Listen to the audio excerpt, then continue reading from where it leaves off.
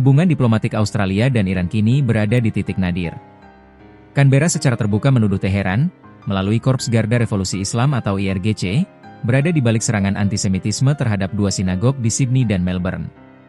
Tuduhan ini bukan hanya soal kriminalitas biasa, melainkan menyangkut jaringan pendanaan, operasi intelijen, hingga ancaman keamanan nasional. Bagaimana kisah lengkapnya? Inilah laporan selengkapnya.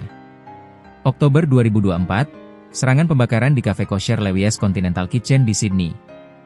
Desember 2024, serangan terhadap sinagog Adas Israel di Melbourne. Tidak ada korban jiwa, tetapi dianggap serangan serius terhadap komunitas Yahudi di Australia. Bagi sebagian orang, dua insiden ini mungkin terlihat kecil. Namun bagi pemerintah Australia, aksi tersebut adalah ancaman langsung terhadap kohesi sosial. Apalagi jika benar ada keterlibatan negara asing yang mendalangi. Badan Keamanan Intelijen Australia, ASIO, melakukan investigasi panjang. Menelusuri aliran dana ke penjahat kecil di dalam negeri. Dana disebut berasal dari jaringan yang terhubung dengan Iran. Kepala ASIO Mike Burgess menyebut ada bukti IRGC menggunakan cutouts alias perantara atau mata-mata untuk menutupi jejak.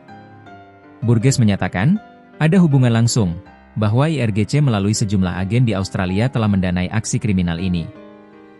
Pernyataan keras ini menjadi dasar keputusan politik paling berani Australia dalam beberapa tahun terakhir. PM Anthony Albanese menyampaikan langsung ke publik, Iran dituding dalam serangan. Pemerintah menyebut tindakan ini sebagai upaya merusak kohesi sosial. Australia langsung mengusir Duta Besar Iran Ahmad Sadeghi. Kedutaan Australia di Teheran ditutup, seluruh diplomat dipulangkan. Langkah ini sangat jarang dilakukan. Mengusir seorang dubes dan sekaligus menutup operasi kedutaan adalah sinyal keras. Hubungan diplomatik kedua negara praktis membeku. Juru bicara Kemenlu Iran, Esmail Baqai, menolak tuduhan. Menyebut langkah Australia tidak pantas dan tidak dapat dibenarkan. Iran menegaskan akan melakukan tindakan balasan diplomatik. Iran menolak semua tuduhan, termasuk keterlibatan IRGC. Namun bagi publik internasional, bantahan ini tidak cukup untuk meredam kekhawatiran. Justru, retorika keras Iran memperburuk suasana. Younes Ali Younes, 20 tahun, muncul di pengadilan Melbourne terkait kasus serangan sinagog Adas Israel. Tidak mengajukan pembelaan atau jaminan. Kasus ini menjadi pintu masuk bagi Australia untuk membuktikan tuduhan terhadap Iran. Meski pelaku langsung sudah ditangani hukum, isu terbesarnya tetap, apakah benar ada aliran dana dan arahan dari Teheran?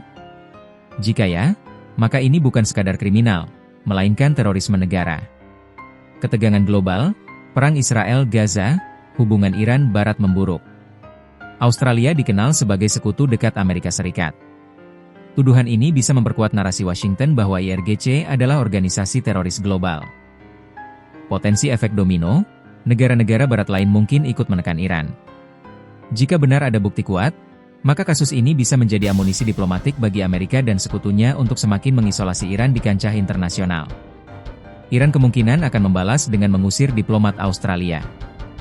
Hubungan dagang dan kerjasama akan membeku. Komunitas internasional menunggu bukti konkret yang akan dibawa Australia ke forum global. Kasus ini bisa memperburuk polarisasi dunia, blok Barat versus poros Iran, Rusia, Cina.